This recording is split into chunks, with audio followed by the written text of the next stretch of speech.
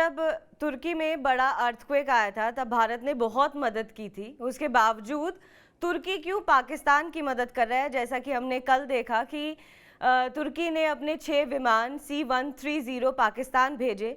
तो क्या अगर आगे भारत और पाकिस्तान के बीच जंग होती है तो तुर्की पूरी तरीके से पाकिस्तान का साथ देगा? देखिए, इस समय तुर्की जो है बहुत डिप्लोमैटिकली या फिर आप कह सकते हैं कि एक स्ट्रैटेजिक इंपॉर्टेंस अपनी समझता है और तुर्की जानता है कि उसकी उसकी डिफेंस मार्केट्स को नए-नए देशों की ज़रूरत है। यूरोप उसके साथ देगा नहीं, यूरोप ज़्यादा चीज़ें उससे खरीदता नहीं, भारत लगातार तुर्की से कोई चीज़ें खरीदता नहीं, तो निश्चित तौर पर उसके लिए जो पॉसिबिलिटी बनती है, वो बनती है पाकिस्तान, वो बनता है चीन या फिर बहुत लिमिटेड स्कोप तुर्की के लिए रह जाता है। बीच में हमने यूक्रेन का भी नाम सुना था।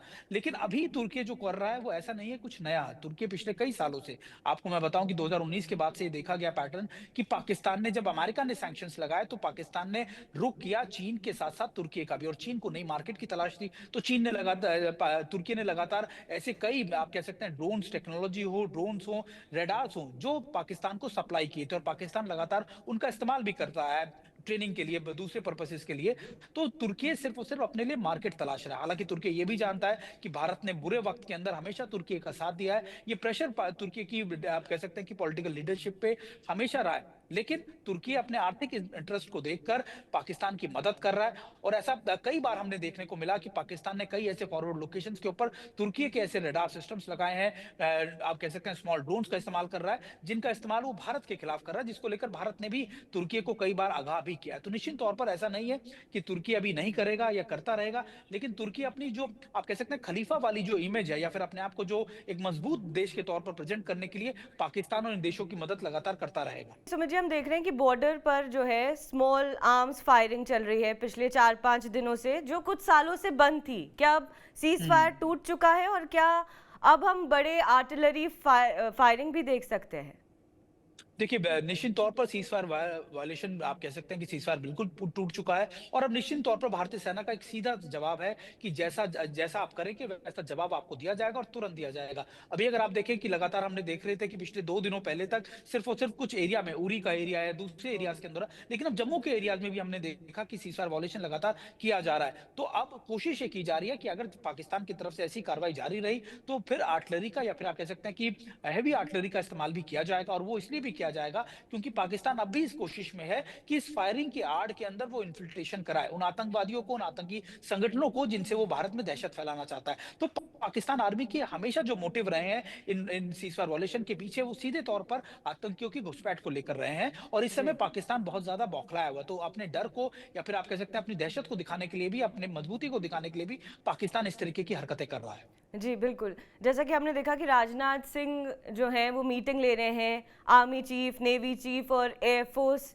चीफ की। तो तमाम भारत के लोगों का ये सवाल है, तो मैं आपके थ्रू ये जानना चाहूँगी कि किस तरीके का बड़ा एक्शन हो सकता है? देखिए, मिलिट्री में क्योंकि आप जब बात करते हैं कॉर्डन करने की पाकिस्तान को, तो दो स्टेप्स आपने देखा कि सीसीएस की मीटिंग के बाद अनाउंस किए गए। पहला था डिप्लोमेटिक सैंक्शन, जो आप जी। अगर आप देखें, अगर मैं इसे कागजी कार्रवाई या फिर आप कह सकते हैं कि ये वो सैंक्शन होते हैं जो लॉन्ग टर्म होते हैं, जो पाकिस्तान को बहुत सरदर्द देगा, चाहे वो डिप्लोमेटिकली कह लीजिए, इकोनॉमिकली कह लीजिए, या फिर आप उसको कह सकते हैं कि पाकिस्तान के इमेज को लेकर बहुत डेंट करेगा। दूसरा होता है मिलिट्री पॉइंट ऑफ व्यू से एक्शन लेना। मिलिट्री पॉइंट ऑफ व्यू से एक्शन हमेशा सरप्राइज होते हैं, वो एलिमेंट ऑफ सरप्राइज के साथ आते हैं, वो कभी भी बताकर नहीं किए जाते। तो निश्चित तौर पर उसको लेकर तैयारियां चल रही हैं और ये भी मैं आपको बताऊं कि मल्टी डायमेंशनल ऑप्शंस होंगे भारतीय सेनाओं के पास। वो कब होंगे, कैसे होंगे, ये सिर्फ वो चुनिंदा लोग जानते हैं जिनके हाथों में या जिनकी कंधों पर देश की सुरक्षा की जिम्मेदारी है। लेकिन अभी जो रेडीनेस आपको दिखेगी वो हर जगह आपको नजर आएगी, चाहे वो आप बात कर लीजिए इंडियन आर्मी की,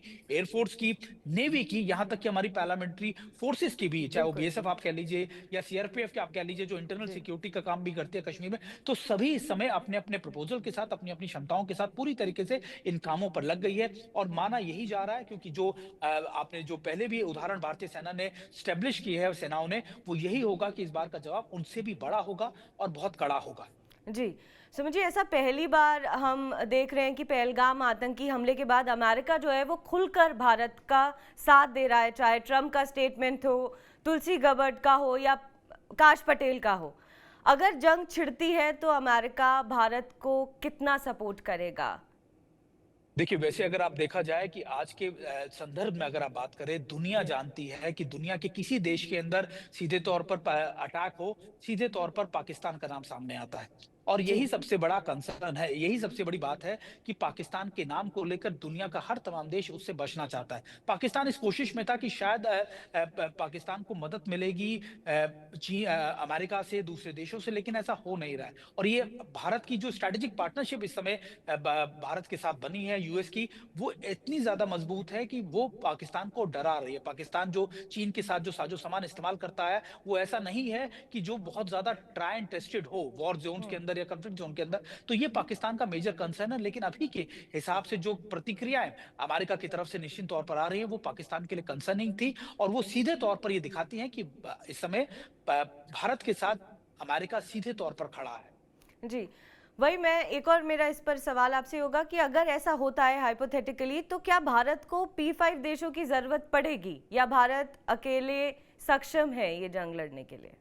देखिए, वैसे तो भारत, आपको याद होगा कि जब ये पूरा अटैक हुआ था, उसके बाद सीसीएस की मीटिंग हुई और भारत ने करीबन 20 से 25 से ज़्यादा जो न्यू दिल्ली में मौजूद राजदूत हैं, एनवॉयज़ हैं, उनको बुलाकर जी, एक बड़ी मीटिंग की थी, जिसमें पाकिस्तान के उन सभी हैंडलर्स की जानकारी दी, उन सबूतों की जानकारी दी। और वो इसलिए किया गया क्योंकि कॉन्फिडेंस बिल्डिंग होती है कि देखिए, हमारे साथ ये लगातार हुआ, हम लगातार ये बात कहते आए हैं कि पाकिस्तान लगातार इन आतंकी संगठनों को पैदा करता है, उनको तैयार करता है, और ये एक बार फिर पाकिस्तान की तरफ से इनिशिएट किया गया। तो भारत ये बात लगभग उस मीटिंग के अंदर कन्वे कर चुका है, जिसमें अमेरिका भी था, चीन भी था, यूरोप के कई देश थे, उसमें रशिया भी था। तो तमाम उन देशों को ये आप कह सकते हैं कि रुख भारत अपना क्लियर कर चुका है। लेकिन ये जरूर है, स्पेकुलेशन जरूर है कि उस P5 के देशों में एक देश ऐसा है जो अपने इकोनॉमिक इंटरेस्ट को लेकर, जिसका नाम चीन है, वो जी, अपने इकोनॉमिक इंटरेस्ट को साधते हुए जरूर कोशिश करेगा कि वो पाकिस्तान को सेफगार्ड करे। लेकिन भारत की जो स्ट्रैटेजी रही है, जो क्लियरेंस रही है, वो सीधे तौर पर किया जब हमारी देश की सीमाओं की रक्षा की बात आती है,